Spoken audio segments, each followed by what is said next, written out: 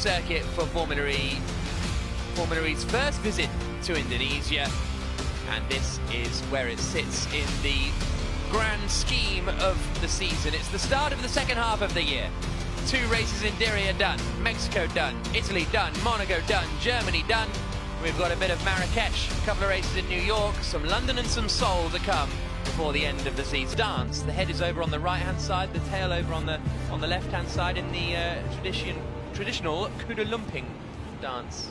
There you go, there's your fact of the day. Wow. So, sunrise has just happened. Beautiful morning here in Jakarta. Very warm, very humid, which will be a topic of conversation over the course of the day. But Stoffel Vandoorne arrives as the championship leader. Yeah, we're going to have to deal with some of those. He's trying to keep the tyres in contact with the tarmac as much as you possibly can. So De Vries, after doing the initial running right behind Vandoorne, now backs himself off a little bit. Bit of wheel spin on the exit as he comes over the line and down towards the first corner where Vandoorne is at the moment, turning into the right-hander. That's at 1, and now he gets right up to the wall before swinging it into 2 and 3. Robin Freins had a big moment there in shakedown yesterday. Then a left-hander of 4, and this takes you around the curve, around the Ancol Beach City Mall, and into turn 7. Car looking very lively. Yeah, I think it's down to a lack of grip. Look how dusty the circuit is. But the other thing to note, the car hasn't been straight yet at all during the lap.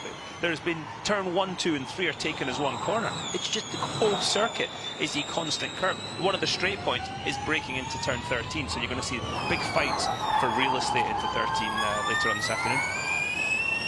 Then you come out into turn 16, where attack mode activation is located here at the bottom. Banked corner. Yeah. Vandoorne now into the final corner of 18.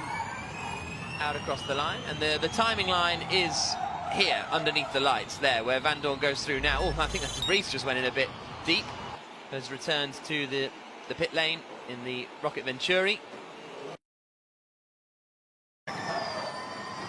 Mortara still in the pit lane at the moment. Da Costa coming up towards 13. 11 and 12 look fun. Oh yeah, that whole section looks really good fun.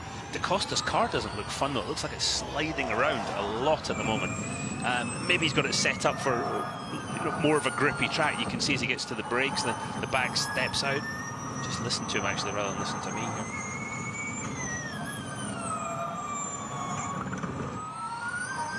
Yeah, you've got to say the DS Techeetah looks a bit oversteer. The back sliding, less grip in the back of the car right now than the front. And that'll improve as the rubber goes down in the circuit. How difficult is it to, like, remember that? Yeah. The tyres are torture. That's going to be a proper corner. Yeah, there's a bump right in the middle of the straight.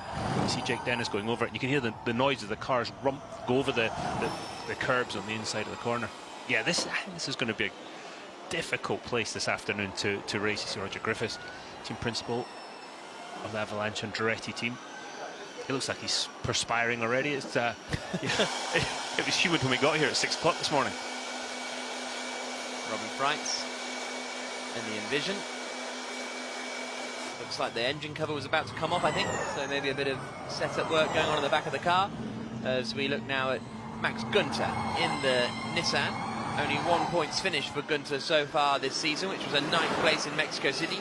His teammate Sebastian Buemi has picked up 3 points finishes, but 2 14ths in Berlin were all that Buemi had to show. Gonna have a hairpin, especially one with a wide entry like that. That's going to be interesting to see how people choose to take that corner this afternoon. Whether they try and defend on the way in, or or take the normal line. But God, that's such a wide exit out of turn 1. See the Grassy through. Or sorry, Udo Mortara through 4-5, through the kink in 6, and over that bumps now into 7. And again, you're hitting those bumps, but the car's not straight, so yeah, that'll make their life interesting. Into 9 and 10. And then just to make things more difficult, the sun's coming up. Yeah, and the sun will be in the driver's eyes through a couple of the corners. Mortara now down in Berlin, and then finished 1st and 2nd. In a great run of form at the moment, Eduardo Mortara, as he comes into the final corner. Maybe held up a little by Antonio Giovinazzi, but he did get out of the way in the end. I comes out across the line. Those two DNFs, second race in Rome and then Monaco, that really sort of blunted his championship aspirations at the moment. But the fact he's still P2, I think that shows how strong the rest of the season's been. And as a customer with Mercedes EQ powertrain, they've done such a good job this year. Yeah, really tremendous. Here's a look at Antonio Giovinazzi. Personal best in the first sector as he comes onto the bumps into turn 7. And I just wonder with Giovinazzi what we'll see this weekend, because it is a new track for everybody, which hasn't been the case at any point so far this season for Giovinazzi and for Tictum. They've been sort of playing catch-up the whole time. There was a caterpillar on the track. Ah. Just watching that. Yeah, Giovinazzi's, I think he's struggled to get his head round the way to race a Formula E race, but then even the car, he was used to massive downforce Formula 1 cars on big slick tyres. These cars are designed specifically to slide around a bit, no aerodynamics, and it's almost more difficult to get back into a slower car than it is to go into a quicker car. 14.5 minutes to go, so we are over halfway through the session now. Cassidy slots into 10th place. Giovinazzi goes to the inside of Oliver Rowland. Here's a look at Giovinazzi at turn 13, getting quite wide. That'll be the limit. Yeah. You can see when all the dust's coming up, that's not conducive to grip.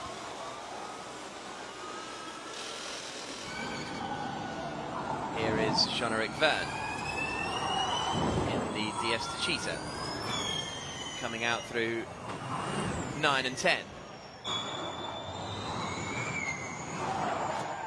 Through the quick 11 and 12.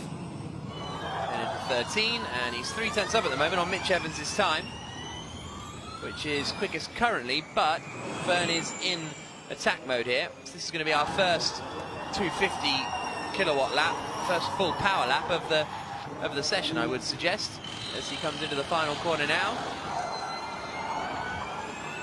Through the right-hander, out across the line. And does Verne get ahead of Evans? He does by half a second. So that's the first full power lap, a 1 minute 8.703 for Jean-Eric Verne. 13 minutes to go. Yeah, looked fairly under control, which I did not expect. Yeah. Well, the track Gonna have a hairpin, yeah. Especially one with a wide entry like that. That's going to be interesting to see how people choose to take that corner this afternoon, whether they try and defend on the way in or or take the normal line. But God, that's such a wide exit out of turn 1. See the Grassy through, or sorry, out of Mortara through 4-5, through the kink in 6, and over that bumps now into 7. And again, you're hitting those bumps, but the car's not straight, so yeah. That'll make their life interesting.